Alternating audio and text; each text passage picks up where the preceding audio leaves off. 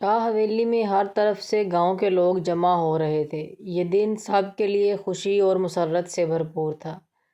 آج صادق شاہ کا سب سے چھوٹا بیٹا دوسرے ملک سے تعلیم مکمل کر کے لوٹ رہا تھا، اور یہ بات شاہ حویلی کے لیے نئی نہیں بلکہ پورے گاؤں کے لیے باعث فخر تھی، کیونکہ جہازیب حسن شاہ اس گاؤں کا واحد سپوت تھا جو تعلیم حاصل کرنے کی خواہش میں اپنے علاقے اور یہاں کے ماحول جا پہنچا تھا، اور آج پورے 5 سال بعد اس کی حویلی میں واپسی تھی، جبکہ اس کے علاوہ نہ ہی حویلی کے کسی فرد کو نہ علاقے کے کسی دوسرے لڑکے کو تعلیم حاصل کرنے کا کوئی خاص شوق تھا۔ یہاں کے لڑکے گولیوں بندوقوں کو دیکھ دیکھ کر پروان چڑھتے تھے اور خود بھی مار دھاڑ شکار کرنا، خاندانی دشمنیاں نبھانا اور زمین جائیداد کے تنازع پر غنڈہ گردی کے ہی شوقین تھے۔ جہازیب حسن بچپن سے ہی الگ طبیعت کا مالک تھا۔ کبھی بھی لڑائی جھگڑا کرنا یا غنڈہ گردی اس کو پسند نہیں تھا۔ وہ شروع سے ہی ناجائز غصہ اور رعب جھاڑنے کو ناپسند کرتا تھا۔ اس کا ہر شوق باقیوں سے مختلف تھا۔ پرامن مزاج کا مالک جہازیب حسن سب سے الگ تھلگ رہ کر اپنی پڑھائی پر توجہ دینے لگا تھا، اور آج بزنس کی ڈگری لے کر گاؤں میں ترقی اور خوشحالی کی امید کے لیے ہر ایک کی خوشی کی وجہ بن کر لوٹ رہا تھا۔ اسی وقت حویلی کا مرکزی دروازہ کھلا اور 2 مرسڈیز کے بعد برگنڈی رنگ کی رینج روور دھیمی رفتار سے چلتی ہوئی پورچ میں آ کر رکی تھی، اور ڈرائیونگ سیٹ کا ڈور کھول کر وہ نیچے اتر آیا تھا۔ 6 فٹ قد، چوڑے شانے، سیاہ سلکی بالوں کو سلیقے سے جمائے کلائی پر بندھی گھڑی سنہری رنگت اور بالوں کے ہم رنگ گہری سیاہ آنکھیں ذہانت کی چمک سے بھرپور تھیں۔ مغربی لباس میں ملبوس وہ دکھنے میں کسی ریاست کا شہزادہ لگ رہا تھا۔ وہاں موجود لڑکیوں کی آنکھوں اس کی شخصیت سے متاثر ہو کر سہانے خواب سجانے لگی تھیں۔ وہ ایک ہی پل میں کئی لڑکیوں کے دل کی دھڑکن بن گیا تھا۔ وہاں پر علاقے کے سردار اور چھوٹے بڑے، ہر گھر کے لوگوں کے پاس پڑوس کے دوست، گاؤں کے سرداران بھی موجود تھے۔ صادق شاہ نے اپنے سب سے چھوٹے بیٹے کی کامیابی میں خوشی کی تقریب میں بہت بڑی تقریب کا انعقاد کیا تھا۔ اس کا اصل مقصد اپنے اس شاہانہ مزاج رکھنے والے سب سے لاڈلے بیٹے کے لیے لڑکی تلاش کرنا تھا۔ جہازیب حسن کا رکھ رکھاؤ اور سلجھا ہوا ملنسار مزاج دیکھ کر ہر باپ کو اپنی بیٹی کے لیے سب سے موزوں وہی لگ رہا تھا۔ اس کے چہرے پر بھی خوشی کے رنگ واضح دکھ رہے تھے۔ بڑے گھروں کی لڑکیوں کی طرح دور کونے میں کھڑی 2-4 ایکڑ کے مالک معمولی سے کسان کی بیٹی بھی جہازیب حسن کو دیکھتی خوابوں کی دنیا میں کھو گئی تھی۔ وہ بھی لڑکی تھی۔ اپنے مستقبل کے خواب کے حوالے سے سنہرے خواب سجانا اس کا بھی حق تھا۔ سب سے بڑھ کر اس دل کا کیا کرتی جو اس شہزادے کو دیکھ کر پوری شدت سے دھڑک اٹھا تھا۔ آج سے پہلے نسیمہ کو کبھی کسی مرد میں اس طرح کشش محسوس نہ ہوئی تھی۔ تو یہاں کھڑے ہو کر کون سے خیالوں میں گم ہے؟ چل کر کچن میں میری مدد کر۔ وہ اپنے خیالوں میں گم تھی کہ اس کی اماں سکینہ مائی نے اس کو پکارا تھا، مگر وہ اس قدر محو تھی کہ اپنی ماں کی پکار پر توجہ ہی نہ دی۔ اس کی نظروں کے تعاقب میں جب سکینہ مائی نے سامنے کھڑے جہازیب حسن کو دیکھا تو کافی سخت لہجے میں بیٹی کو ٹوک کر کہا، یہ تو کس قسم کے خواب دیکھنے لگی ہے؟ مت بھول تو ایک معمولی سے کسان کی بیٹی ہے اور تیری ماں ان لوگوں کی معمولی سی ملازمہ ہے۔ یہ سب کچھ چھوڑ دے، تیرے حق میں بہتر ہوگا۔ تجھ جیسی چھوٹے گھروں کی لڑکیاں اپنے جیسے چھوٹے گھروں میں ہی بیاہی جاتی ہیں۔ اس حویلی میں ہماری اوقات صرف اتنی ہے کہ یہاں صفائی، جھاڑو پونجھا اور کچن کا کام کیا جائے اور پھر معمولی سی اجرت لے کر واپس اپنے چھوٹے اور کچے گھروں کو لوٹ جائیں۔ اس سے زیادہ کی نہ ہی ہماری حیثیت ہے اور نہ ہی یہ نواب لوگ ہمیں اس قابل سمجھتے ہیں۔ اس بات کو آج اپنے دماغ میں بٹھا لے اور دوبارہ کبھی خواب دیکھنے کی کوشش مت کرنا جو تیری پہنچ سے بہت دور ہے۔ اگر تو نے اپنے دل کو آج قابو نہیں کیا تو ساری زندگی اس درد میں مبتلا رہے گی جس کی دوا کسی بھی ڈاکٹر یا حکیم کے پاس نہیں ہے۔ اب چل اور میرے ساتھ کام کروا جس کے لیے میں تجھے یہاں پر لے کر آئی ہوں۔ سکینہ مائی نے اپنی بیٹی کو حقیقت کی دنیا میں لا کر پٹکا تھا۔ مگر کیوں اماں؟ کیا میں لڑکی نہیں ہوں یا میرا حق نہیں ہے کہ میں بھی کسی ایسے شخص کا خواب دیکھ سکوں؟ یہ بڑے گھروں کے بیٹے ہم جیسیوں کے لیے آسمان پر چمکتے ستارے جیسے کیوں ہوتے ہیں جنہیں صرف دور سے دیکھا جا سکتا ہے مگر چھونے کی کوشش نہیں کی جا سکتی، کیونکہ یہ ہماری پہنچ سے بے حد دور ہیں۔ مجھ میں کس چیز کی کمی ہے یہاں پر موجود لڑکیاں تو پیسے اور مہارت کی وجہ سے چمک دمک کر کھڑی ہیں، مگر میرے حسن کو ہماری غربت اور فاقوں نے دبا کر رکھ دیا ہے۔ یہی وجہ ہے کہ یہ بڑے لوگ ہم جیسی معمولی گھرانوں کی لڑکیوں کی طرف ایک نگاہ اٹھا کر دیکھنا بھی گوارا نہیں کرتے۔ تو کیا میں صرف خواب بھی نہیں دیکھ سکتی؟ میں بھی اسی رب کی مخلوق ہوں جس رب کے یہ سب بندے ہیں۔ کون جانتا ہے اللہ میرے دل کی پکار سن لے اور مجھے یہ شخص مل جائے۔ وہ دل میں اپنی ماں سے مخاطب تھی، لیکن یہ تلخ حقیقت بھی اس کے سامنے روز روشن کی طرح عیاں تھی کہ یہ نوابزادہ اس کی پہنچ سے بہت دور تھا، اور یہ خواب دیکھنا صرف حماقت یا اپنے جذبات کے ضیاع سے زیادہ کچھ نہیں تھا، مگر گاؤں کی ایک سادہ اور شریف گھرانے کی لڑکی ہونے کے ناطے زبان سے اپنی ماں کے سامنے اس طرح کے الفاظ کا استعمال نہیں کر سکتی تھی۔ چھوٹے علاقوں کے اور سادہ سے گھروں کی لڑکیاں آج بھی اپنے اگر منہ سے اپنی ہی شادی یا رشتے کے حوالے سے کوئی بات کرنے کی کوشش کریں تو یہ بات انتہائی معیوب سمجھی جاتی ہے، مگر اس کی آنکھوں میں حسرت اور افسردگی کے باعث چمکنے والی نمی دیکھ کر اس کی ماں نے بھی سر داء بھری تھی اور اسے بازو سے پکڑ کر اپنے ساتھ کچن میں لے گئی، جہاں برتنوں کا ڈھیر اس کی توجہ کا منتظر تھا۔ برتنوں کو دھوتے ہوئے وہ اپنی حیثیت کو بہت اچھی طرح سے پہچان چکی تھی، البتہ اپنی آنکھوں میں چند پل پہلے سجنے والے خوابوں کو نوچنے یا کوشش کرتے رہنا ترک کرنے کی اس کی خواہش ہرگز نہ تھی۔ یہاں پر باقی سب کی طرح پاس کے ایک گاؤں کے سردار ملک سالار احمد جہاں حسن کی شخصیت سے خوب متاثر ہوئے تھے اور اپنی اکلوتی لاڈلی بیٹی کے لیے اس کو اپنی فرزندی میں لینے کی خواہشمند تھے۔ انہیں اپنی بیٹی کے لیے ہمیشہ سے ہی اس قسم کا سلجھا ہوا اور سمجھدار لڑکا پسند تھا۔ سب کے رخصت ہونے کے بعد کچھ دیر ٹھہر کر ملک سالار احمد نے صادق شاہ کے سامنے اپنی خواہش کا اظہار کرنا ضروری سمجھا۔ اس بہترین موقع کو وہ بلا وجہ کی انا کے ہاتھوں گنوانا نہیں چاہتے تھے۔ صادق شاہ، ویسے تو میں ایک بیٹی کا باپ ہوں اور ہمارے ہاں بیٹی کا باپ ہونے کے ناطے اس قسم کے معاملات میں خود سے کسی دوسرے شخص کو کچھ بھی کہنا انتہائی معیوب سمجھا جاتا ہے، مگر میں ان سب باتوں کی پرواہ نہیں کرتا۔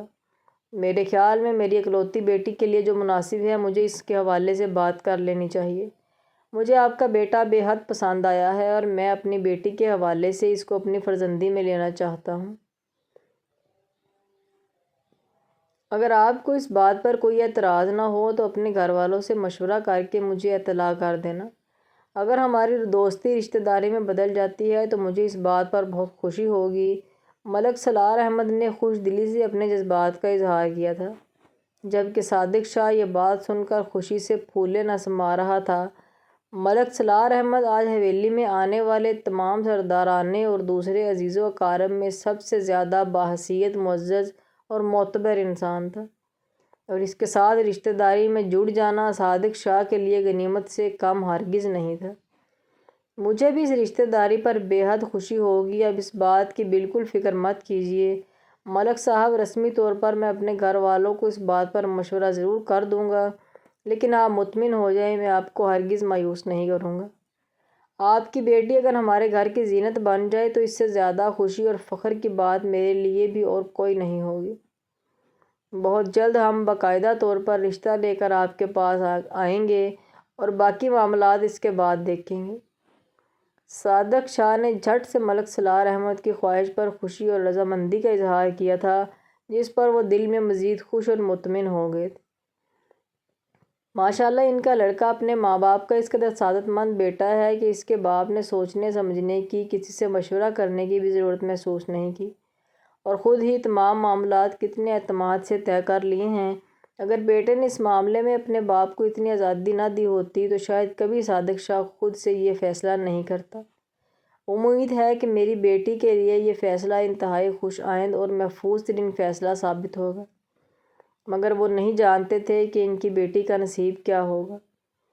والدین جتنے بھی پیسے والے ہوں یا جتنے بس حیثیت والے اور طاقت والے ہوں، اپنی بیٹی کے مستقبل کو محفوظ نہیں بنا سکتے۔ بیٹی کا نصیب بہترین ہونے کی صرف دعا ہی کی جا سکتی ہے، مگر ملک سالار احمد کو اپنی تدبیر پر کچھ زیادہ ہی بھروسہ تھا۔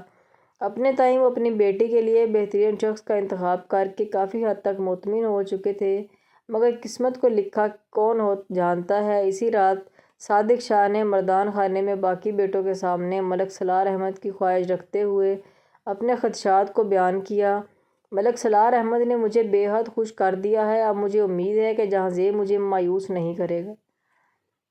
ملک صاحب کے ساتھ رشتہ جڑ جانے کے بعد ہم معاشی طور پر بھی مزید مستحکم ہو جائیں گے اور ہمارا اثر و رسوخ اس علاقے اور شہر میں مزید مضبوط ہو جائے گا۔ اسی کوشش میں دن رات مصروف رہا ہوں، مگر نہیں جانتا تھا کہ یوں بیٹھے بٹھائے ملک سالار احمد اپنی اکلوتی بیٹی کے لیے جہاں زیب کو پسند کر کے میرے تمام معاملات کو اس قدر آسانی سے سلجھا دے گا۔ صادق شاہ مستقبل کے حوالے سے منصوبہ بندی کرتے ہوئے خوش ہو رہا تھا۔ یہ تو بہت ہی خوشی کی بات ہے اور مجھے پورا یقین ہے جہاں زیب کو بھی اس بات پر کوئی اعتراض نہیں ہوگا۔ بھلا کون اچھے اور عزت دار گھرانے کی بیٹی سے شادی کرنے پر انکار کرے گا؟ میرا خیال ہے کہ آپ کو جلد از جلد جہاں زیب سے اس معاملے پر بات کر لینی چاہیے، کیونکہ ابھی وہ اس معاملے پر لاپرواہی برت رہا ہے، مگر ہو سکتا ہے جلد خود ہی اپنے لیے کسی لڑکی کا انتخاب کر لے، اور اگر ایسا ہو گیا تو آپ اچھی طرح جانتے ہیں کہ وہ اپنی مرضی اور خواہش منوانے کی کس قدر ضد رکھتا ہے، اور پھر ہم سب کے پاس اس کی بات ماننے کے سوا دوسرا کوئی راستہ نہیں بچے گا۔ جہانگیر حسن نے اپنے بھائی کی طبیعت اور مزاج کو جانتے ہوئے اس قدر بھیانک منظر کشی کی تھی کہ صادق شاہ بھی ایک پل کے لیے گھبرا کر رہ گئے تھے۔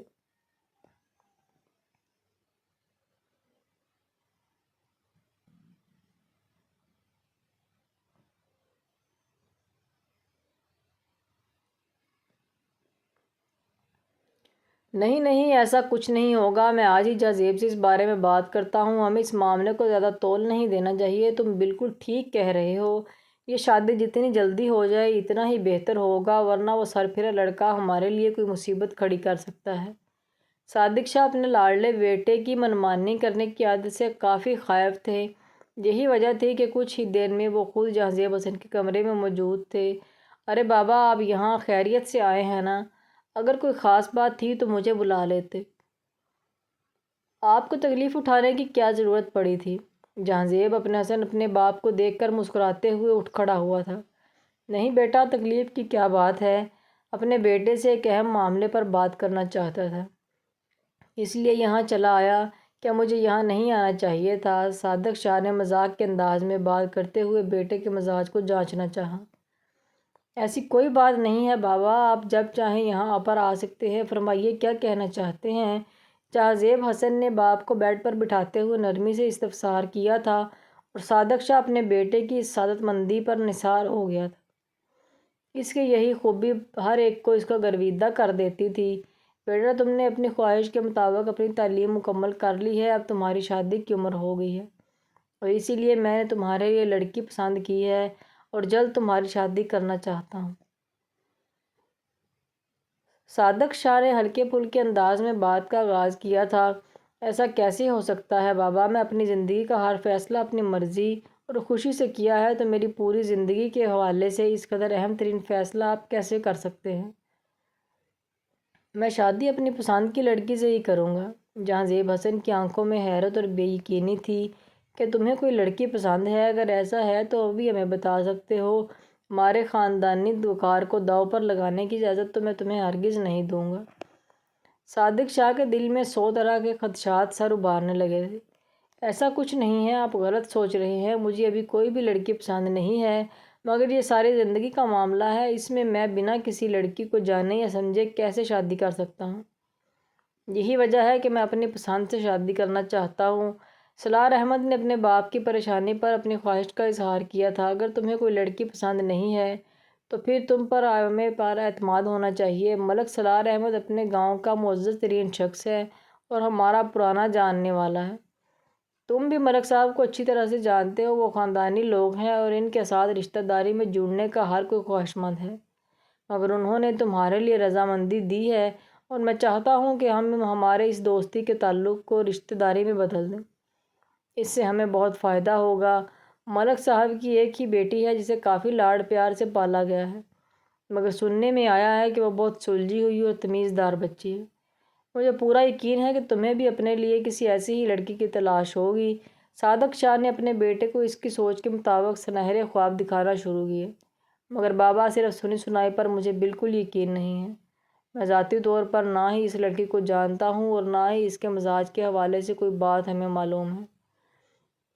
اب اس بات کو بھول جائیں تو زیادہ بہتر ہوگا۔ میرا دل کسی انجان لڑکی سے شادی کرنے پر بالکل مطمئن نہیں ہوگا۔ جہاں زیب حسن نے اپنے بابا کو اس قسم کے جبرانہ فیصلے سے باز رکھنے کی کوشش کی تھی۔ میں ان سے بات کر چکا ہوں اور یہ چاہتا ہوں کہ تم بھی خود کو ایک موقع دو، ہو سکتا ہے کہ وہ تمہارے لیے بہترین ہم سفر ثابت ہو۔ میں نے اس بچی کے حوالے سے بہت سی تعریفیں سن رکھی ہیں۔ میں مزید بھی اس پر تحقیق کر لوں گا، تم فکر مت کرو، میں تمہارے ساتھ کسی قسم کی زیادتی نہیں کروں گا۔ صادق شاہ کا دل اپنے بیٹے کی ضدی طبیعت کے باعث گھبراہٹ میں مبتلا ہو چکا تھا، مگر وہ اپنے لہجے کو حتمی المکان نارمل رکھے ہوئے تھے۔ مگر بابا، یہ زندگی بھر کا فیصلہ ہے، میں فرضی خیالات کی بنا پر ایسا کوئی فیصلہ نہیں کرنا چاہوں گا۔ اگر آپ بہت زیادہ ضد کرتے ہیں تو ایک راستہ یہ بھی ہے کہ آپ میری اس سے ملاقات کروا دیں۔ اس طرح میں اس کو جاننے کی کوشش کروں گا اور اگر میرا دل مطمئن ہوا تو میں ضرور آپ کے حکم کے مطابق اس سے شادی کر لوں گا۔ مگر اگر میرا دل مطمئن نہ ہوا تو پھر اس بارے میں مزید کوئی بات نہیں ہونی چاہیے۔ جہاں زیب حسن نے ایک نیا راستہ اپنے باپ کے سامنے رکھا۔ میں تمہیں اس سے ملوا تو سکتا ہوں، سرسری طور پر آمنا سامنا اور دو چار باتوں تک تو ٹھیک ہے، مگر تم اس کے ساتھ باقاعدہ کسی قسم کا انٹرویو کرنے مت بیٹھ جانا۔ اس بات کو اپنے دماغ میں بٹھا لو۔ ہم لوگ گاؤں کے رہنے والے ہیں، ان علاقوں میں اس طرح کی آزادانہ میل جول اور رشتوں کے حوالے سے بات چیت کرنا نہایت معیوب سمجھا جاتا ہے۔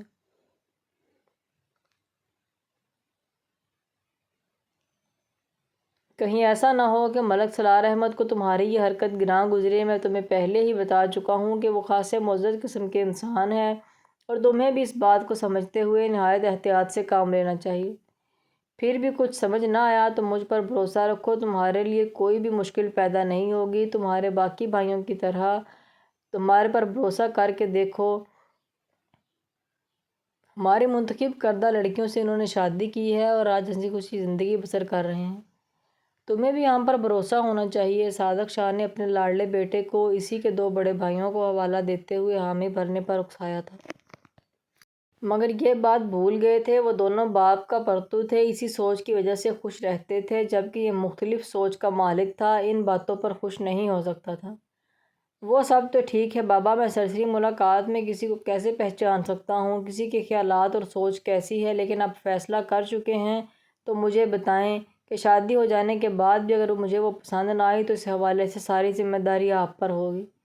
مجھے بعد میں کسی بھی بات کے لیے ذمہ دار مت ٹھہرائیے گا۔ میں آپ سے وعدہ کرتا ہوں کہ پورے خلوص اور نیک نیتی کے ساتھ اس رشتے کو نبھانے کی کوشش کروں گا۔ مگر میرا دل مطمئن نہ ہوا تو پھر میں اپنی زندگی کسی سمجھوتے کی نظر کرنے کی کبھی کوشش نہیں کروں گا اور نہ ہی آپ لوگ مجھ پر کسی قسم کا دباؤ ڈالیں گے۔ میں آپ کی مرضی سے شادی صرف اسی شرط پر کروں گا کہ اس شادی کی پوری ذمہ داری آپ پر ہوگی۔ جہاں زیب حسن نے اپنے باپ کی پریشانی بانپتے ہوئے ان کے فیصلے پر ہتھیار ڈال دیے تھے، مگر ساتھ ہی عجیب طرح کی شرط رکھ دی تھی جس پر فی الوقت اپنی خوشی میں صادق شاہ نے توجہ ہی نہیں دی تھی۔ کون جانتا تھا کہ یہ شرط مستقبل میں کیسا بھیانک رخ دکھانے والی تھی۔ اگر صادق شاہ کو اس بات کا اندازہ ہوتا تو کبھی اس طرح کی بھول نہیں کرتا۔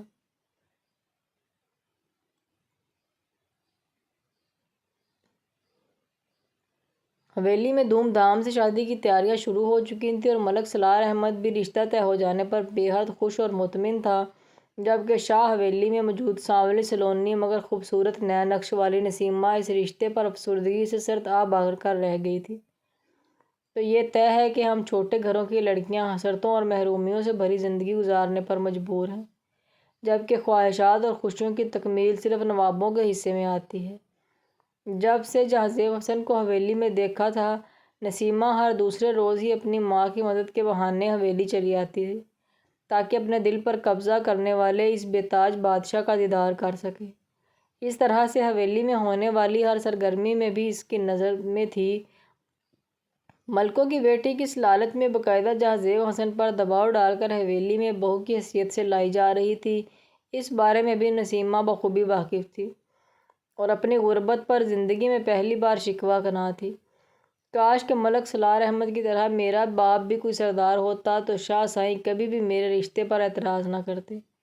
میری غربت کے باعث معاملہ بالکل برعکس ہے۔ اب تو اگر میں اس قسم کی خواہش کا اظہار بھی کر دوں تو شاید سنسار کر دی جاؤں کہ معمولی سے کسان کی بیٹی ہو کر میں نے ایسی سوچ رکھنے کی بھی جرأت کیسے کی۔ نسیمہ کا دل بری طرح سے زخمی ہوا تھا اور آنکھوں میں ایک بار پھر کرب اور محرومی کے سایہ منڈلا رہے تھے۔ اس کے بعد کئی روز تک نسیمہ نے خود کو گھر میں قید کیے رکھا اور ضرورت پڑنے کے باوجود اپنی ماں کے ساتھ حویلی میں ان کی مدد کے لیے نہیں آئی تھی۔ مگر ہر گزرتے دن کے ساتھ اس دشمن جاں کی یاد اس احساس پر غالب آنے لگی کہ اب وہ کسی اور کا ہونے جا رہا ہے اور میرا اس پر کوئی حق نہیں۔ اس بے بسی پر اس کا دل کرلانے لگا تھا اور حواس پر ایک عجیب سی افسردگی چھا گئی۔ یوں دل کے ہاتھوں مجبور ہو کر نسیمہ پھر سے حویلی جانے لگی۔ عبیرہ سالار احمد پوری شان و شوکت کے ساتھ رخصت ہو کر شاہ حویلی پہنچی گئی جہاں زیب حسن کی والدہ ندرت بیگم اپنی اس کمسن پریوں جیسی بہو پر فدا ہوتے نہیں تھک رہی تھیں۔ عبیرہ سالار جس کو پیار سے سب آبی کہہ کر پکارتے تھے روسی لباس میں ملبوس پور سجی بہت خوبصورت لگ رہی تھی۔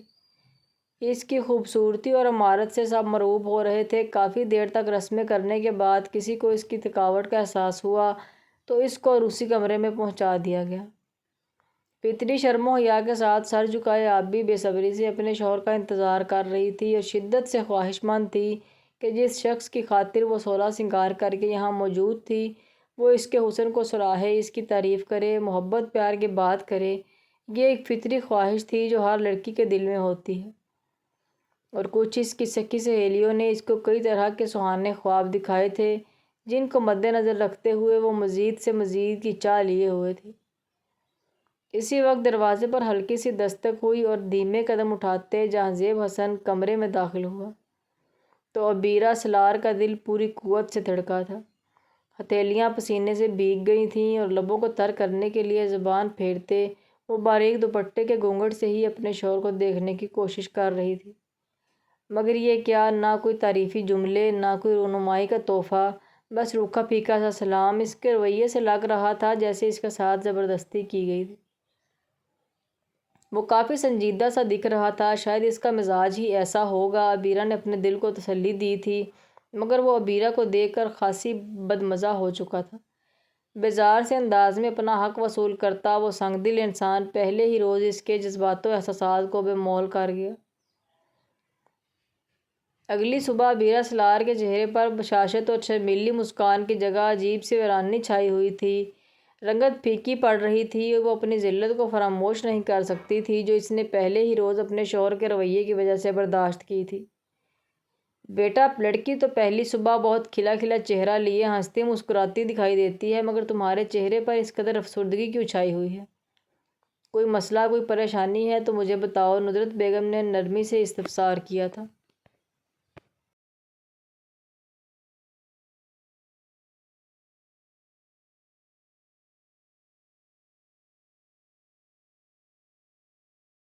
نہیں، کچھ نہیں ہے، بس بابا کی یاد آ رہی ہے۔ آج سے پہلے کبھی میں اپنے بابا سے اتنی دیر تک دور نہیں رہی تھی۔ وہ بہت مشکل سے اپنی آنکھوں میں پھیلتی نمی کو چھپانے میں کامیاب ہوئی تھی۔ لڑکیاں شادی سے پہلے کتنی ہی جذباتی اور چھوٹی چھوٹی باتوں پر رونے دھونے والی کیوں نہ ہوں، شادی کے بعد جانے کیسے ان کے اندر اس قدر حوصلہ پیدا ہو جاتا ہے کہ وہ اپنوں سے بھی اپنا غم اور دل کی کیفیت پوشیدہ رکھنا چاہتی ہیں۔ یہ تو پھر اس کی ساس تھی تو وہ کیسے ان کے سامنے انہی کے بیٹے کی کوئی برائی کرتی؟ البتہ کسی نے بہت گہرائی سے اس کی اداسی کا جائزہ لیا تھا اور کافی حد تک وجہ بھی جان لی تھی۔ ارے بیٹا، یہ دن تو لڑکی کی زندگی میں آتا ہے، وقت کے ساتھ تمہیں اس سب کی عادت ہو جائے گی۔ فکر مت کرو، اور تمہارے بابا بھی دوپہر تک تم سے ملنے کے لیے آئیں گے۔ انہوں نے شاہ صاحب کو فون کر کے بتایا ہے کہ کسی مصروفیت کے باعث ناشتے سے پہلے یہاں نہیں آ سکتے، اس لیے دوپہر کو آئیں گے۔ ندرت بیگم نے اس کے ہاتھ پر ہاتھ رکھ کر اس کی حوصلہ افزائی کی تھی جس پر بس پھیکا سا مسکرا کر رہ گئی تھیں۔ جانتی ہو، جب میری شادی ہوئی تھی نا تو میں بھی ایسے ہی روتی رہتی تھی۔ بہت مشکل سے جہانگیر کی پیدائش کے بعد مجھے کچھ حوصلہ ہوا تھا۔ بچے کے ساتھ عورت کی مصروفیت اتنی بڑھ جاتی ہے کہ دوسری کسی بات کا ہوش ہی نہیں رہتا۔ ندرت بیگم نے اس کو اطمینان دلانے کی خاطر اپنا حوالہ دیا تھا، جس پر وہ شرم سے لال پڑتی چہرہ جھکانے پر مجبور ہو گئی تھی، اور ندرت بیگم اپنی کوشش کامیاب ہوتی دیکھ مسکرا دی تھی۔ دوپہر کے بعد ملک سالار احمد اپنی بیٹی کو ملنے کے لیے چلے آئے، مگر اس کے چہرے کی ویرانی ان کی نگاہ میں آ چکی تھی۔ میری بیٹی اتنی اداس کیوں ہے؟ مجھے کچھ ضروری کام تھا ورنہ جلدی آ جاتا، اس وجہ سے تو ناراض نہیں ہو رہی ابھی؟ سالار احمد کی بیٹی کی پریشانی پر خود بھی پریشان ہو رہے تھے۔ نہیں بابا، ایسا کچھ نہیں ہے، بس نئے لوگوں میں نئے ماحول میں ایڈجسٹ ہونا مشکل لگ رہا ہے۔ وہ کیا کہتی، بس جھوٹ سچ ملا کر جو سمجھ میں آیا بولتی چلی گئی۔ جہانزیب نے کچھ کہا ہے؟ سالار احمد کے لہجے میں خوف تھا۔ نہیں بابا، کسی نے کچھ نہیں کہا، فکر مت کریں۔ عبیرہ نہ چاہتے ہوئے بھی اپنے بابا کے اندازے کی تصدیق نہیں کر پائی تھی۔ دیکھو بیٹا، وقت کے ساتھ سب ٹھیک ہو جائے گا۔ سچ ہے کہ نئے ماحول میں شروع میں پریشانی ہوتی ہے، مگر پھر عادت ہو جاتی ہے تو سب ٹھیک لگتا ہے۔ اگلی بار تمہاری خالہ بھی ساتھ آئیں گی، تم سے ملنا چاہتی ہیں، جلد لے کر آؤں گا۔ ٹھیک ہے۔ سالار احمد کو کچھ اندازہ تو تھا کہ بہت سی باتیں لڑکیاں اپنے باپ سے نہیں کہہ سکتیں، بلکہ اپنی ماں کو رازدار بنا لیتی ہیں، مگر وہ کیا کرتے؟ عبیرہ کی ماں تو اس کے بچپن میں ہی فوت ہو گئی تھی۔ 10 سالہ عبیرہ کو ملک سالار نے ماں اور باپ دونوں بن کر پالا تھا، اور اس دوران بہت سی باتوں کے لیے عبیرہ اپنی خالہ کا انتظار کیا کرتی تھی جو شہر میں مقیم تھی، اور مہینے میں ایک ہی بار چکر لگاتی تھی۔ تب وہ اپنی خالہ کو ہر بات بلا جھجک کہہ دیا کرتی تھی۔ اس وقت بھی ملک سالار نے محسوس کیا تھا عبیرہ کو اپنی خالہ کی کمی محسوس ہو رہی تھی، اسی لیے پہلے ہی تسلی دے دی تھی تاکہ وہ مطمئن ہو سکے۔ شام کو سالار احمد کی واپسی پر عبیرہ بہت اداس ہو گئی تھی۔ یہ کیا ڈرامے بازی ہے؟ تم اپنے بابا کے سامنے یہ رونی صورت لے کر کیوں گھومتی رہی ہو؟ کیا ثابت کرنا چاہتی ہو؟ تم پر بہت ظلم ہوا ہے۔ میں نے اپنی خوشی سے شادی نہیں کی تھی، مگر نبھانے کی کوشش کر رہا ہوں۔ اس پر مزید ستم ظرفی کہ تم جیسی بیوی میرے ہی نصیب میں لکھی تھی۔ میں مطمئن نہیں ہوں۔ خود کو دیکھو، تم جیسی سوکھی چمڑی بھلا کس مرد کی خواہش کر سکتی ہے؟ اگر میری توجہ چاہتی ہو تو خود میں بہتری لانے کی کوشش کرو، ورنہ اسی روکھے پھیکے سے انداز میں زندگی گزار لو۔ میں اتنا ہی کر سکتا ہوں جو کر چکا، اس سے زیادہ کی توقع مجھ پر کبھی مت کرنا۔ جہانزیب حسن اس کی جسمانی ساخت پر چوٹ کرتا اس کو گہری شرمندگی سے دوچار کر گیا۔ عبیرہ سالار، جو بھی پورے 18 برس کی بھی نہیں ہوئی تھی، شوہر کی ان باتوں سے دل برداشتہ ہو گئی تھی۔ یہ وہ کمزوری تھی جس پر قابو پانا اس کے بس کی بات نہ تھی۔ عبیرہ کا دل غم سے پھٹا جا رہا تھا، مگر کوئی سہارا، کوئی کندھا میسر نہ تھا جس پر سر رکھ کر وہ آنسو بہا سکتی اور اپنی پریشانی بتا کر مشورہ طلب کرتی۔ اس کو سوچوں میں الجھا چھوڑ کر جہانزیب حسن پلٹا تو کمرے کے باہر کسی کی موجودگی محسوس کر کے چونک گیا۔ تیزی سے آگے بڑھ کر دروازہ کھولا، مگر وہاں کوئی نہیں تھا۔ اپنا وہم سمجھ کر وہ سر جھٹکتا واپس کمرے میں چلا گیا اور عبیرہ سے نظریں چراتا بستر پر دراز ہو گیا۔ وہ اپنی بیوی کے ساتھ اس قسم کا رویہ نہیں رکھنا چاہتا تھا، مگر وہ مظلوم بن کر ایک ایک سے ہمدردی وصول کرتی اس کو بھڑکانے کا سبب تھی۔ اس کا دل پہلے ہی اپنے نقصان پر ماتم کنا تھا۔ اس کے جذبات سمجھنے کی بجائے عبیرہ کو اپنی فکر ستا رہی تھی، جبکہ اس سب کی قصوروار بھی وہی تھی۔ اگر وہ ایک مکمل عورت ہوتی تو اس کا رویہ بھی مختلف ہوتا، مگر وہ خود بھی خود غرض ہو کر سوچ رہا تھا عبیرہ کی شادی بھی اسی کی طرح باپ کی مرضی سے ہوئی تھی۔ والدین اپنی اولادوں کو پال پوس کر جوان کرتے ہیں تو پھر اپنے احسانات کا بدلہ اس طرح اولاد کو خوشیوں سے محروم کر کے لیتے ہیں۔ جب اللہ کی طرف سے اجازت ہے کہ شادی کے لیے مرد و عورت کو ایک بار ایک دوسرے کو دیکھنے کا موقع فراہم کیا جائے تو پھر کسی انسان کو مسلمان ہونے کے ناطے اپنی اولاد کو اس حق سے محروم نہیں کرنا چاہیے۔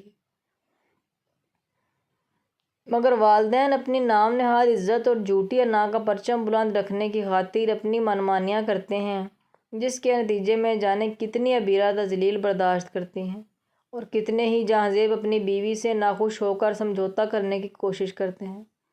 بھلے بیجا میل ملاقاتیں جائز نہیں ہیں، مگر دونوں فریقین کو خفیہ طریقے سے دوسرے فریق کے علم میں لائے بغیر ایک دوسرے کو دیکھ لینا چاہیے۔ اس طرح شادی کے بعد خوش اور مطمئن زندگی گزرتی ہے۔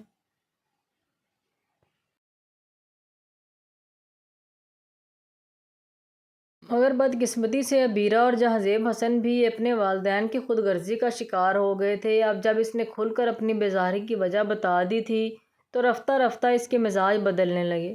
اس کا رویہ مزید بگڑتا جا رہا تھا اور ابیرہ ان حالات سے گھبرا کر کمزور پڑنے لگی تھی۔ میں کیا کروں صفا، وہ کہتے ہیں کہ انہیں بھرے بھرے جسم والی عورت پسند ہے، مگر مجھے خدا جانے کیا مسئلہ ہے کہ میرا جسم جتنی محنت کروں ویسا ہی ہے، کمزور ہے، لاغر۔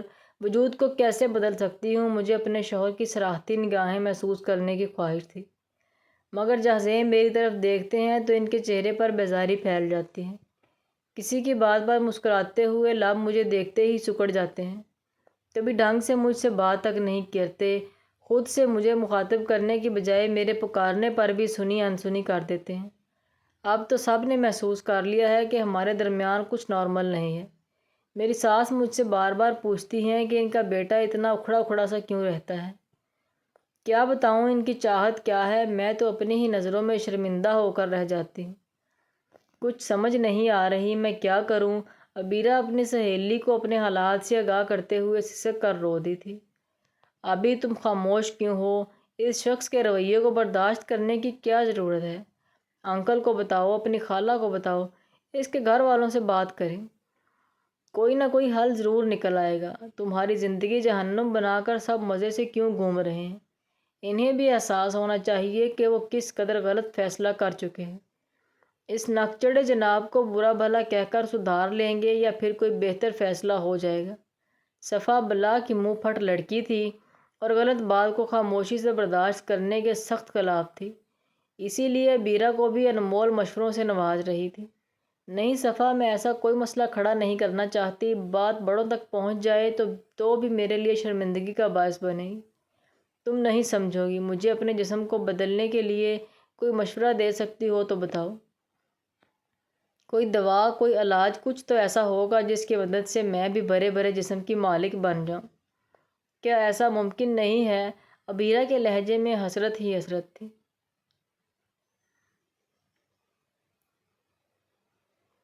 ایک میڈیسن ہے تو صحیح، مگر مجھے خوف آتا ہے کہیں ایسا نہ ہو کہ کچھ غلط ہو جائے۔ اس قسم کی میڈیسن کبھی کبھی بہت نقصان دہ ثابت ہوتی ہیں۔ صفا نے کچھ غلط تصور کر کے جھرجھری لی تھی۔ تم اس کی فکر مت کرو، میری زندگی اس وقت بھی مسائل کا شکار ہے، مزید کیا برا ہونا ہے۔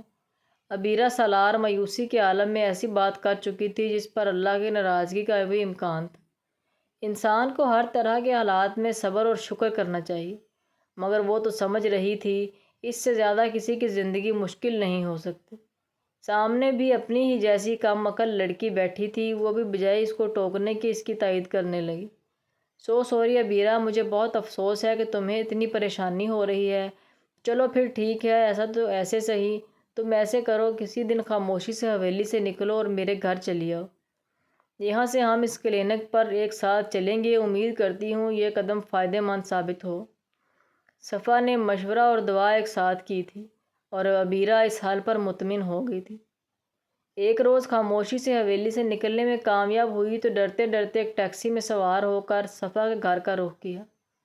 پہلے وہ ہمیشہ اپنے بابا کے ساتھ ہی ہر جگہ جاتی تھی، مگر اب بات ہی کچھ ایسی تھی کہ وہ سب سے پوشیدہ رکھنا چاہتی تھی اور اکیلے حویلی سے نکلنے پر مجبور تھی۔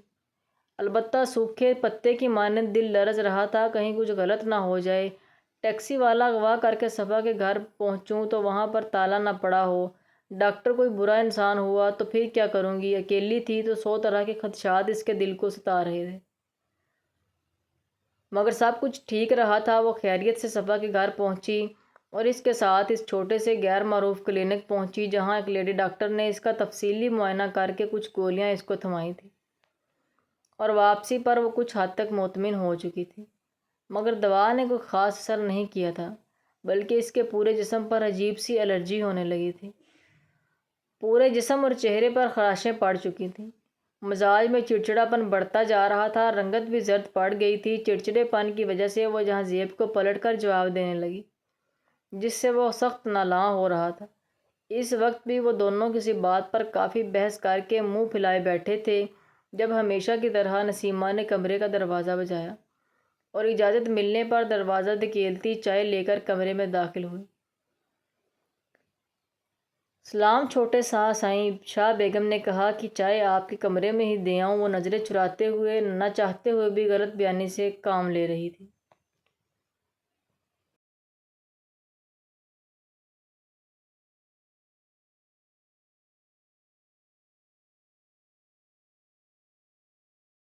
کبھی وہ کپڑے رکھنے چلی آتی، کبھی شاہ بیگم یعنی نصرت بیگم کا پیغام دینے چلی آتی، تو کبھی عبیرہ بی بی کی خدمت میں حاضر ہو جاتی۔ اس کا مقصد کسی طرح جہازیب حسن کی توجہ حاصل کرنا تھا۔ ان دونوں کی ازدواجی زندگی پہلے ہی ابتری کا شکار ہو رہی تھی، اس بات کو وہ بھی بخوبی جانتی تھی اور اس موقع سے فائدہ اٹھانے کی کوشش کر رہی تھی۔ جہازیب حسن بھی اس کو گہری نگاہوں سے دیکھتے ہوئے سوچ میں گم ہو جاتا تھا۔ جہاں عبیرہ نسوانی حسن سے بالکل محروم تھی، وہاں نسیمہ نسوانی حسن سے مالا مال، خاصی پرکشش لڑکی تھی۔ جہازیب حسن نہ چاہتے ہوئے بھی اپنی بیوی کا موازنہ اس سے کرنا لگتا اور ہر بار اس کا دل چیخ چیخ کر کہتا کہ یہ لڑکی تمہاری بیوی بننے کے قابل ہے۔ اس میں وہ تمام خوبیاں ہیں جو جہازیب حسن کی بیوی میں ہونی چاہیے تھیں۔ نسیمہ اس کی سوچ سے بے خبر اس کی ستائشی نگاہوں سے ہی پر امید ہو کر خوش ہو جاتی تھی۔ عبیرہ سالار بھی ہر چیز سے بے خبر اپنی فکر میں مبتلا رہتی تھی۔ اس کے جسم میں 15 روزہ گزر جانے کے بعد بھی نسوانی حسن کا شائبہ تک نہ تھا، بس ایک الرجی تھی جو بڑھتی جا رہی تھی۔ ہر وقت کھجا کھجا کر وہ ہلکان ہو جاتی تھی۔ جہازیب حسن اس کے حلیے سے گھبرا کر اکثر اسٹڈی میں ہی سو جاتا تھا۔ وہاں پر بھی نسیمہ اس کو کافی دینے ضرور جاتی تھی۔ وہ جتنا اس سے دور بھاگتا تھا اتنا ہی وہ نگاہوں کے سامنے منڈلاتی رہتی۔ وہ اس کا امتحان بن کر گزر رہی تھی۔ ایسے ہی بیزار سے انداز میں شب و روز گزر رہے تھے کہ ایک روز ملک سالار احمد اور عبیرہ کی خالہ اس سے ملنے چلے آئے۔ عبیرہ کی اجڑی ویران سی حالت دیکھ کر ملک سالار کے دل پر ہاتھ پڑا تھا۔ عبیرہ، کیا ہو گیا ہے بچے، یہ تم نے کیا حالت بنا رکھی ہے؟ وہ اپنی بیٹی کو دیکھ کر پریشان ہو رہے تھے، جبکہ نصرت بیگم جلدی سے آگے بڑھی تھی۔ ارے نہیں، کوئی پریشانی کی بات نہیں ہے، بس اس کی طبیعت خراب رہتی ہے۔ میں نے اور جہازیب نے بہت کوشش کی مگر یہ ڈاکٹر کے پاس جانے کو تیار ہی نہیں ہوتی۔ ہم بھی اس کی ضد پر پریشان ہیں۔ اب آپ لوگ آ گئے ہیں تو خود ہی اس کو سمجھائیں، پتہ نہیں یہ ایسا رویہ کیوں رکھے ہوئے ہے۔ نصرت بیگم سچ اور جھوٹ کی ملاوٹ کرتی سالار احمد کو مطمئن کرنا چاہ رہی تھیں، جبکہ عبیرہ اس جھوٹ پر حیرت سے ان کا منہ تک رہی تھی۔ جہاں کہ جہازیب ڈاکٹر کے پاس لے کر جانا چاہتا تھا، جو اس کی شکل دیکھنا کا روادار نہیں تھا، کھلے لفظوں میں اپنی بیزاری کا اظہار کرتا رہتا تھا۔ اسے کس دن عبیرہ کی طبیعت کی پرواہ ہوئی تھی مگر وہ لب بھینچ کر خاموش ہو گئی تھی۔ سالار احمد کچھ دیر کو صادق شاہ کے پاس بیٹھے تھے اور عبیرہ موقع ملتے ہی اپنی خالہ کے سامنے پھوٹ پھوٹ کر رونے لگی اور پہلے روز سے اب تک جہازیب کا رویہ بتا دیا، جس پر غم و غصے سے صفیہ بیگم کا وجود لرزنے لگا تھا۔ یہ اتنا جاہل انسان ہے، اس بات کو لے کر تمہیں ذلیل کرتا ہے جس پر تمہارا کوئی اختیار ہی نہیں ہے۔ اتنی گھٹیا سوچ کا مالک ہے۔ توبہ بھائی، استغفار۔ بھائی صاحب تو کہتے تھے بہت سلجھا ہوا اور باشعور انسان ہے۔ اس کے رویے اور الفاظ کو سن کر تو ایسے لگتا ہے جیسے عامیانہ سوچ والا کم ظرف مرد ہے جس کو ظاہری خوبصورتی کی چاہ ہے مگر تمہارے جذبات اور احساسات کی کوئی پرواہ نہیں ہے۔ میں کہتی ہوں دفع کرو اس بدتمیز انسان کو۔ سالار بھائی کو سب بتا دیتے ہیں، تم ہم پر بوجھ نہیں ہو کہ یہاں پر خاموشی سے پڑی رہو۔ یہ سب کچھ سہ رہی ہو۔ صفیہ بیگم بولنے پہ آئیں تو انہیں ٹھنڈا کرنا عبیرہ کے لیے مشکل ہو گیا تھا۔ اس کے لاکھ منع کرنے کے باوجود صفیہ بیگم کمرے سے باہر چلی گئیں تاکہ سالار کو خود بات کر سکیں۔ تھوڑی ہی دیر گزری تھی کہ جہازیب حسن دندناتا ہوا کمرے میں داخل ہوا تھا۔ تمہارے ساتھ مسئلہ کیا ہے؟ ہر وقت مظلوم بن کر اپنے گھر والوں کے سامنے مجھے برا بنانے کی کوشش کرتی ہو۔ حلیہ درست کرو اور شکل بھی درست کرو۔ دوبارہ یہ صورت بنا کر تم نے دکھڑے سنانے کی کوشش کی تو مجھ سے برا کوئی نہیں ہوگا۔ عبیرہ کی فکر مندی سے انجان وہ مسلسل بولتا چلا جا رہا تھا اور اس کو باقاعدہ جھنجھوڑ کر رکھ دیا کہ اس کے صبر کا پیمانہ لبریز ہو گیا۔ آپ سے برا تو اب بھی کوئی نہیں ہے، میں تو صرف خود کو اس حال میں پہنچا دیا ہے صرف اس لیے کہ آپ کی پسند کے مطابق ڈھال سکوں۔ جانے کس طرح کی دوائیں خرید کر کھائی ہیں کہ میرا یہ حشر ہو گیا ہے۔ جو بھی دیکھتا ہے میرے حلیے پر حیران ہو جاتا ہے۔ شکل سے بھی پاگل لگنے لگی ہوں مگر یہاں جناب کے مزاج ہی نہیں ملتے۔ ابھی بھی مجھے دبانے کی کوشش کی جا رہی ہے۔ کسی دن اپنے گریبان میں جھانکنے کی ہمت نہیں کی کہ دیکھ ہی لیتے میری اجڑی ویران حالت کس کی وجہ سے ہوئی ہے۔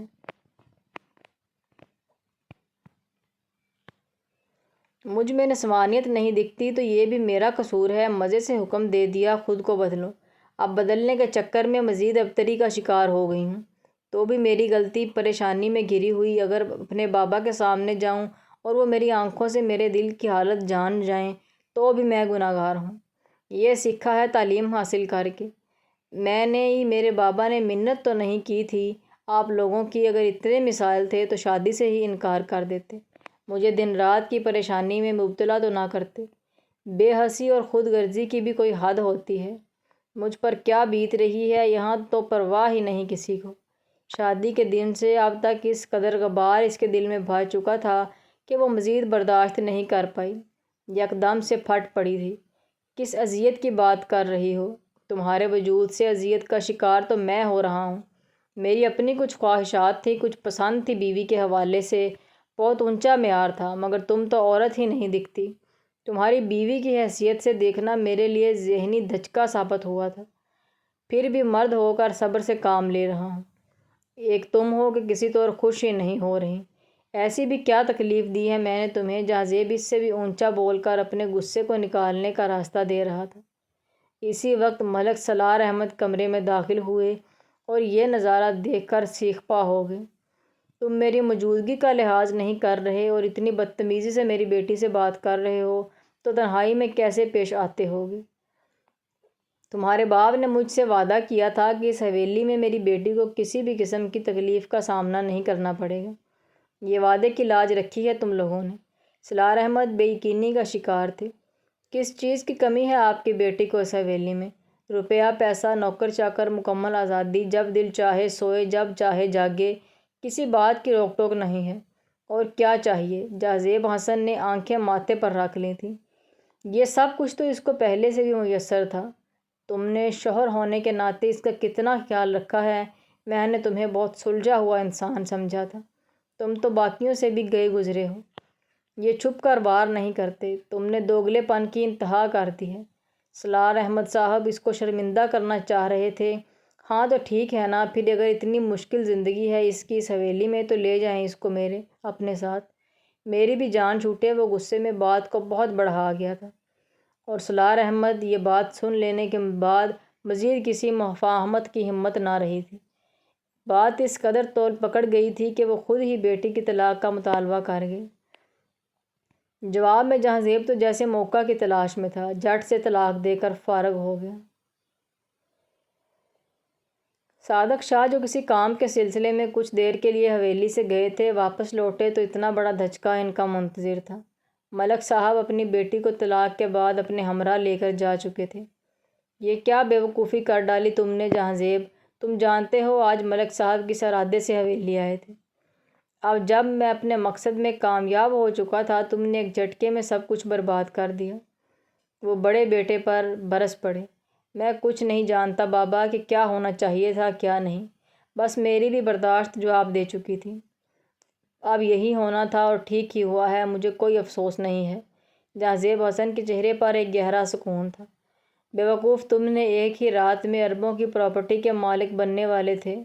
سالار احمد صاحب اپنی آج ساری جائیداد اپنی اکلوتی بیٹی کے نام کرنے والے تھے اور فیکٹریاں تمہارے حوالے کر دیتے تاکہ تم انہیں سنبھالو۔ تم نے بے صبری دکھا کر ہر شے کو لات مار دی ہے۔ اب ساری عمر پچھتانا پڑے گا۔ صادق شاہ ہاتھ ملتا رہ گیا تھا۔ مجھے ان چیزوں کی نہ ہی کوئی لالچ تھی نہ ضرورت تھی۔ میں نے پوری کوشش کی تھی کہ کسی طرح اس رشتے کو برقرار رکھ سکوں، مگر اب مزید برداشت نہیں کر پایا تو سب ختم کر دیا۔ یہی ہم دونوں کے حق میں بہتر ہے۔ وہ اب بھی اطمینان محسوس کر رہا تھا۔ تمہیں صبر کرنا چاہیے تھا۔ اگر غصہ بھی تھا تو کچھ وقت کے لیے اس کو جانے دیتے، پھر ہم لوگ کوئی مصالحت کا راستہ نکال لیتے۔ ایک جھٹکے سے رشتہ ختم نہیں کرنا چاہیے تھا۔ صادق شاہ دیر تک کسی بات کو لے کر پچھتاوے میں مبتلا رہے تھے۔ زیادہ سخت الفاظ بھی نہیں کہہ سکتے تھے کہ ایک تو وہ اس وقت پریشانی سے گزر رہا تھا، دوسرا یہ کہ شادی انہوں نے اس کو زبردستی قائل کر کے کروائی تھی۔ انجام اس طرح کا ہی ہونا تھا۔ ابھی اس واقعے پر دھول جمنا شروع ہوئی تھی کہ نسیمہ نے جہازیب حسن کا جھکاؤ اپنی جانب محسوس کیا تو مزید کوششیں کرنے لگی۔ وہ خود کو سجانے سنوارنے لگی، اچھا لباس پہن لیتی، چہرے پر توجہ دینے لگی۔ اب امید کی کرن جاگی تو وہ نئے سرے سے زندگی کی سب سے بڑی خوشی پا لینے کی کوشاں تھی۔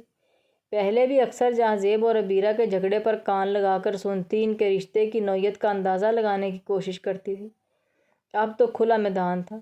سکینہ مائی اس کو دیکھ دیکھ کر پریشان رہنے لگی تھی۔ اس نے حویلی میں کام ختم کرنا چاہا تو شاہ بیگم نے بھی اجازت نہ دی کہ وہ نیک نیتی سے اپنا کام کرتی تھی، اور نسیمہ نے بھی صاف کہہ دیا تھا، اماں تم تھک جاتی ہو تو کام پر بے شک مت جایا کرو، مگر میں حویلی میں جانا ترک نہیں کروں گی۔ اس کے ارادے خاصے خطرناک تھے۔ کرم جلی کیوں ہمارے سروں میں خاک ڈلانے کی تیاری کر رہی ہے؟ شاہ بیگم کو اگر اس معاملے کی بھنک بھی پڑ گئی تو غضب ہو جائے گا۔ وہ لوگ چھوٹے سائیں کی شادی ٹوٹنے کا ذمہ دار بھی تجھے ہی ٹھہرائیں گے۔ پتہ نہیں ہمیں کیا سزا دیں گے۔ میں تجھے سمجھا بھی تھا اس آگ سے نہ کھیل، مگر تو سنتی ہی نہیں ہے۔ مجھے خود تیرا کوئی بندوبست کرنا پڑے گا۔ وہ دل میں 100 طرح کے منصوبے بنا رہی تھی، مگر وہ یہ نہیں جانتی تھی کہ اب تیر کمان سے نکل چکا تھا۔ 2 روز میں وہ خوف و طوفان کھڑا ہو گیا جس سے سکینہ خوفزدہ ہو رہی تھی۔ جہازیب حسن نے اعلان اپنی پسند بتا کر جلد شادی کرنے کی بات کی تو شاہ بیگم غصے سے بھر گئی تھی۔ نسیمہ کو حویلی سے دھکے دے کر نکلوا دیا۔ خبردار اس حویلی کی طرف نظر ڈالنے کی کوشش بھی کی تو تیری آنکھیں نکال لوں گی۔ میں تم نے ماں بیٹی پر اعتبار کیا تھا اور تم نے میرے بیٹے کو پھانس کر حویلی کی مالکن بننے کے خواب دیکھنا شروع کر دیے۔ تمہیں اپنی اوقات یاد رکھنی چاہیے تھی۔ یہ دنیا تم جیسوں کے لیے نہیں بنی۔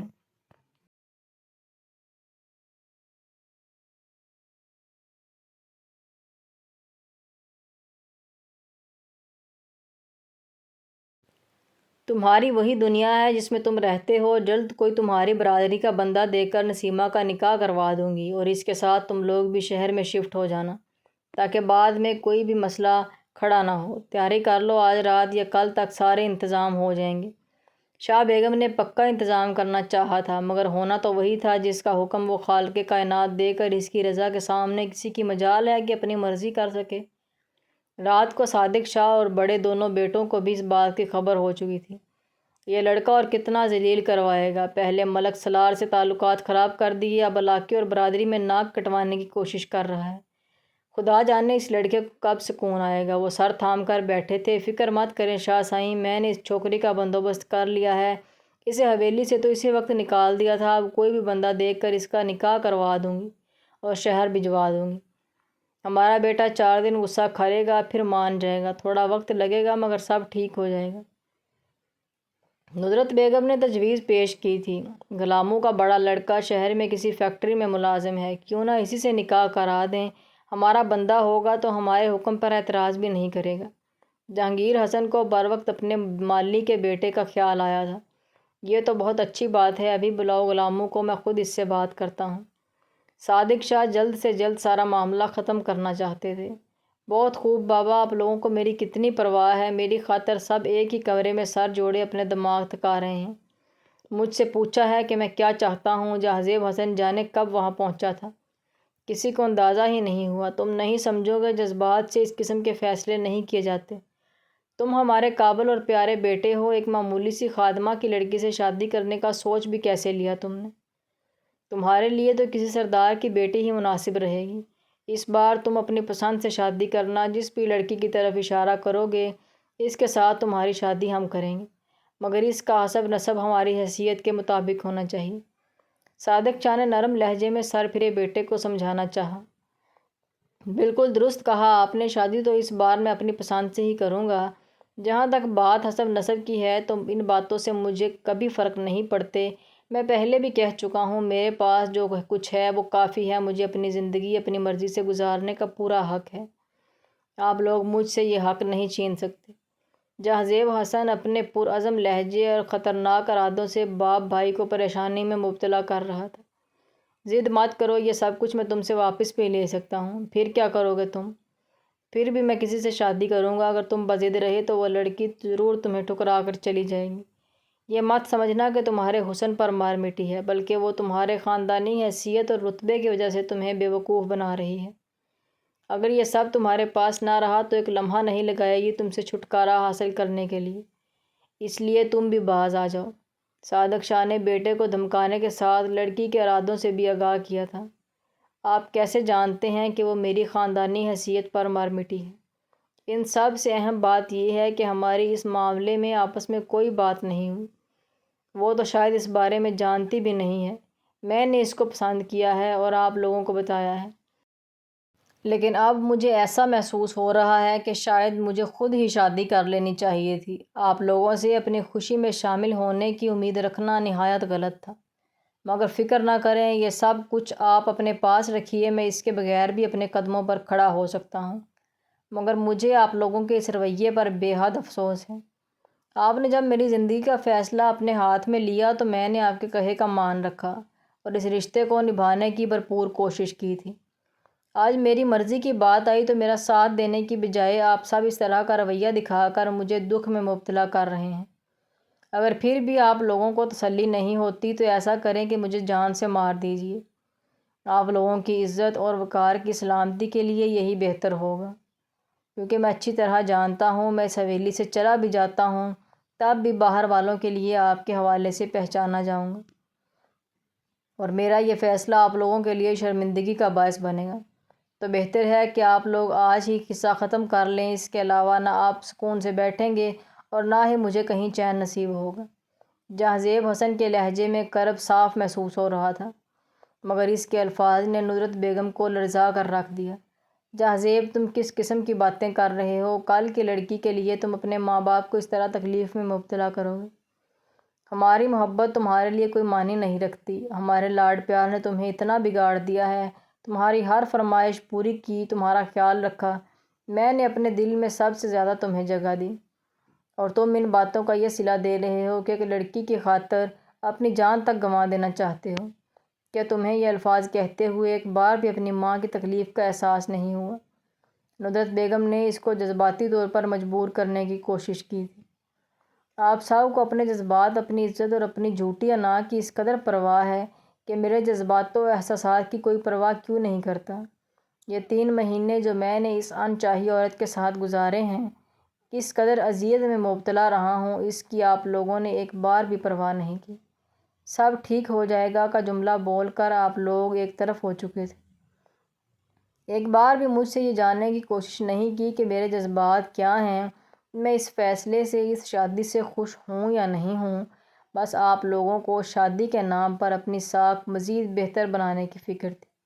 کیا اسی دن کے لیے آپ لوگوں نے ہمیں پال پوس کر جوان کیا تھا کہ اپنی محبتوں کا اس طرح سے بدلہ لے سکیں؟ مجھے بہت افسوس ہے، آپ لوگوں کی سوچ جان کر بہت دکھ ہوا، مگر یہ بات آپ لوگ بھی اچھی طرح ذہن نشین کر لیں، یا تو آج میں اس لڑکی سے نکاح کروں گا یا پھر آپ لوگ مجھے مار کر دلوں کو سکون کر لیں۔ تیسرا کوئی راستہ نہیں ہے۔ اپنے ارادے سے آگاہ کرتا جہازیب واپس پلٹ کر حویلی سے نکل گیا تھا، جبکہ صادق شاہ اور ندرت بیگم اپنی جگہ سے ہلنے کے بھی قابل نہ رہے تھے۔ الفاظ کی حد تک وہ اپنے بیٹے کو مجبور کرنے کی کوشش کر رہے تھے، مگر دل سے ایسا کچھ نہیں چاہتے تھے۔ جو 5 سال اس نے پردیس میں اپنی تعلیم کی خاطر گزارے تھے، وہ 5 سال بھی ان دونوں نے ہر پل اس کی یاد میں گزارے تھے۔ بیٹے کے سامنے ہتھیار ڈالنے کے علاوہ ان کے پاس اور کوئی چارہ نہ بچا تھا۔ جہازیب حسن کی سچی لگن اور نسیمہ کی دعائیں رنگ لائی تھیں۔ شاہ حویلی سے کوئی بھی فرد ان کے نکاح میں شامل نہیں ہوا تھا، مگر حویلی میں آنے سے انہیں کسی نے نہیں روکا تھا۔ سب خاموشی سے اپنے اپنے کمروں میں جا کر بند ہو چکے تھے، جو ناراضگی ظاہر کرنے کے لیے کافی تھا، اور جہازیب حسن اتنے میں ہی خوش تھا۔ بہت جلد ہمارے گھر والے بھی تمہیں قبول کر لیں گے، وہ مسکرا کر نسیمہ کو مطمئن کرنے کی کوشش کر رہا تھا۔ آپ فکر مت کریں شاہ سائیں، میں ان لوگوں کی ناراضگی بھی برداشت کر لوں گی، بس مجھے صرف آپ کی خوشی کی پرواہ ہے۔ اگر آپ میرا ساتھ دیں گے تو مجھے باقی کسی کے رویے پر کوئی اعتراض نہیں ہوگا، اور نہ ہی میں آپ کو کسی بات پر اپنے گھر والوں سے الجھنے کی اجازت دوں گی۔ میرا اور ان کا جو بھی معاملہ ہو، آپ اس سے دور رہیں گے۔ نسیمہ نے ثابت کر دیا تھا کہ وہ بھلے اعلیٰ خاندان کی نہیں تھی، مگر کردار اور اخلاق کے حوالے سے وہ ایک بہترین انتخاب تھی۔ جہازیب حسن کو یقین تھا کہ یہ اپنے اخلاق اور اعلیٰ ظرفی سے ایک دن سب کو قائل کر لے گی۔